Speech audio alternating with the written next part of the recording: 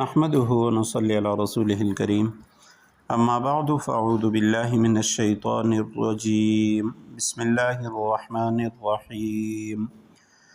ان اول بیت وضع للناس للذی ببکۃ مبارکا وہدی للعالمین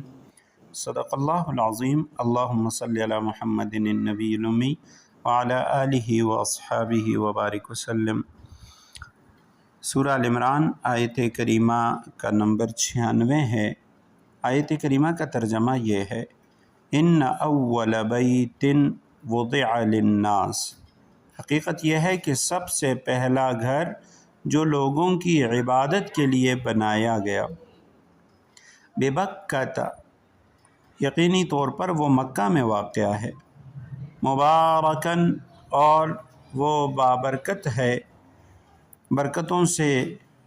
یعنی بنانے کے وقت ہی برکتوں والا، وہدی للعالمین، اور دنیا جہاں کے لوگوں کے لیے ہدایت کا سامان ہے۔ ان اول، بے شک وہ پہلا، بیت گھر کو کہتے ہیں،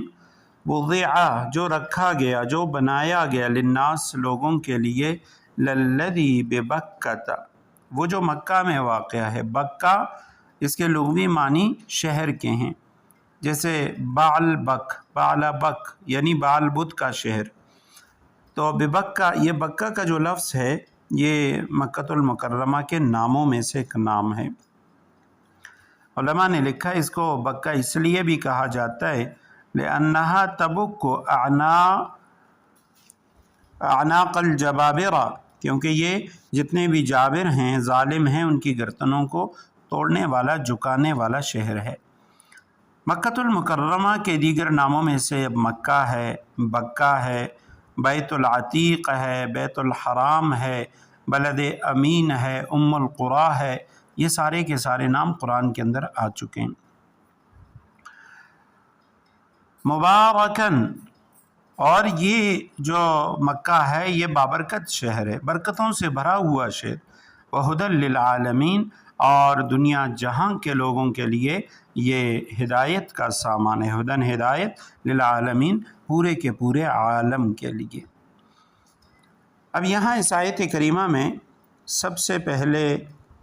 جس بات کا ذکر ہے وہ یعنی خانہ کعبہ کے جو برکات ہیں اس کا ذکر ہے، مکۃ المکرمہ کے جو خاص خصوصیات ہیں اس کا ذکر ہے، اور ان میں سے پہلی خصوصیت اول بیت وضع للناس، پہلا گھر جو لوگوں کے لیے بنایا گیا۔ اس کے دو مطلب ہیں، ایک گھر، ایک مطلب تو یہ ہے، بعض حضرات نے لکھا کہ دنیا میں سب سے پہلا جو گھر بنایا گیا وہ خانہ کعبہ ہے، حضرت آدم علیہ السلام کی پیدائش سے بھی پہلے یہ بنایا گیا۔ اور دوسرا مطلب یہ ہے کہ باقی گھر تو لوگوں نے بنائے ہوئے تھے، لیکن عبادت کے لیے سب سے جو پہلا گھر بنایا گیا، سب سے پہلا جو معبد خانہ، عبادت خانہ بنایا گیا وہ خانہ کعبہ ہے۔ اور اس آیت کریمہ میں کعبہ معظمہ کی بہت سی خصوصیات بیان ہوئی ہیں۔ سب سے پہلی عبادت گاہ، آدم علیہ السلام نے اس کی طرف نماز پڑھی۔ نمبر 2، تمام لوگوں کی عبادت کے لیے بنایا گیا، جبکہ بیت المقدس مخصوص وقت میں خاص لوگوں کا قبلہ رہا۔ نمبر 3، مکہ معظمہ میں خانہ کعبہ واقع ہے، جہاں ایک نیکی کا ثواب 1,00,000 کے برابر ہے، اور اس کا حج فرض کیا گیا۔ خانہ کعبہ کا حج ہمیشہ صرف اسی کا ہوا، بیت المقدس قبلہ ضرور رہا لیکن کبھی اس کا حج نہیں ہوا، اور اسے امن والا شہر قرار دیا گیا، آگے دوسری آیت میں آئے گا۔ اور اس میں بہت سی نشانیاں رکھی گئی ہیں، جن میں ایک نشانی وہ مقام ابراہیم بھی ہے۔ یہ جو آیت کریمہ کے اندر بکہ کا لفظ ہے، یہودیوں نے، بدبختوں نے اس لفظ کو بگاڑ کے انہوں نے بکا بنا دیا، اور کہتے ہیں کہ یہ بکہ نہیں ہے، بکا ہے، اور بکا سے وہ مراد وادی بکا لیتے ہیں جو بیت المقدس کے اندر ہے، فلسطین میں ہے۔ تو یعنی وہ آیت کریمہ کے اندر تحریف کر کے یہ ثابت کرنا چاہتے ہیں کہ جی اول جو قبلہ ہے، کعبہ ہے، وہ بیت المقدس ہے، جبکہ یہ بات بالکل غلط ہے۔ اس آیت کریمہ میں خانہ کعبہ کی تعمیر، بیت اللہ کی جو تعمیر ہے اس کا اور بیت اللہ کے فضائل کا ذکر ہے۔ سب سے پہلی بات یہ ہے کہ خانہ کعبہ کی جو تعمیر ہوئی ہے یہ تقریباً 11 مرتبہ ہوئی ہے۔ سب سے پہلے اسے فرشتوں نے بنایا، انہوں نے اس کی تعمیر کی، پھر اس کے بعد حضرت آدم علیہ السلام، ان کو حکم ملا، آدم علیہ السلام نے اس کو بنایا، اور پھر اس کے بعد حضرت آدم علیہ السلام کی تعمیر یہ نوح علیہ السلام کے زمانے تک باقی رہی، طوفان نوح میں منہدم ہوئی، نشانات مٹ گئے، پھر ابراہیم علیہ السلام نے انہی بنیادوں پہ دوبارہ خانہ کعبہ تعمیر کیا، پھر کسی حادثے کی وجہ سے تعمیر منہدم ہوئی تو جرہم نے اس کی تعمیر کی، اور پھر اس کے بعد عمالقہ نے، پھر قریش نے۔ رسول اللہ صلی اللہ علیہ وسلم کی عمر مبارک جس وقت 35 سال تھی، اور آپ صلی اللہ علیہ وسلم نے حجر اسود کو اپنے دست مبارک سے وہاں پہ رکھا۔ اب اس کے بعد آپ صلی اللہ علیہ وسلم چونکہ نبوت ملی 40 سال کی عمر میں، اور آپ صلی اللہ علیہ وسلم نے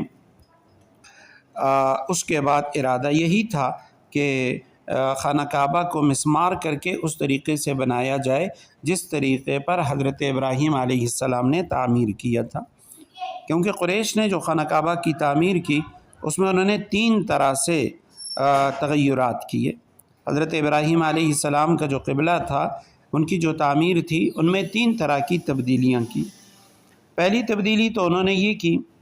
کہ حطیم جو خانہ کعبہ کا حصہ تھا اور خانہ کعبہ کے اندر تھا، اس کو خانہ کعبہ سے باہر نکال دیا، حلال مال کے کم ہونے کی وجہ سے انہوں نے یہ حصہ باہر نکالا۔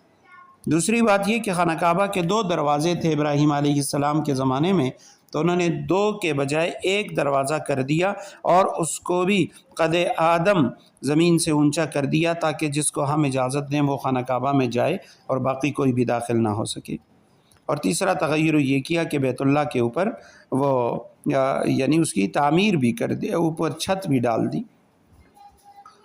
تو نبی کریم صلی اللہ علیہ وسلم کی چاہت یہ تھی کہ آپ صلی اللہ علیہ وسلم اس کو منہدم کر کے دوبارہ اس طرح بنا لیں جیسے حضرت ابراہیم علیہ السلام نے بنایا تھا، اور آپ صلی اللہ علیہ وسلم نے اپنی خواہش کا اظہار حضرت ام عائشہ صدیقہ رضی اللہ تعالیٰ عنہ کے سامنے فرمایا، لیکن ساتھ یہ بھی فرمایا کہ مجھے ڈر ہے کہ قریش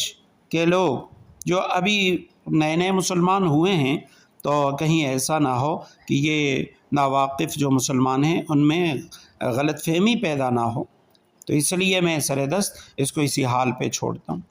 بعد میں ام عائشہ صدیقہ رضی اللہ تعالیٰ عنہ کے بھانجے حضرت عبداللہ ابن زبیر رضی اللہ تعالیٰ عنہ جب مکہ کے گورنر بنے، انہوں نے خانہ کعبہ کو منہدم کر کے اسی طرح بنایا جیسے نبی کریم صلی اللہ علیہ وسلم کی چاہت تھی اور ابراہیم علیہ السلام کی جو بنا تھی، تعمیر تھی، اس کے مطابق۔ لیکن چونکہ اس کے بعد حجاج بن یوسف اس نے مکہ پر فوج کشی کی، عبداللہ بن زبیر رضی اللہ تعالیٰ عنہ کو شہید کر دیا، اور اس نے بیت اللہ کو بھی یعنی منہدم کیا، اور لوگوں سے کہا کہ عبداللہ بن زبیر رضی اللہ تعالیٰ عنہ کا یہ فعل غلط تھا، اور پھر اس نے دوبارہ قریش کی تعمیر کی طرح خانہ کعبہ کو تعمیر کیا،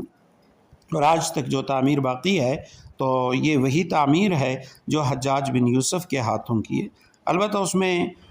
یعنی مختلف مرمتیں وغیرہ ہوتی رہیں، لیکن جو نقشہ تھا اور جو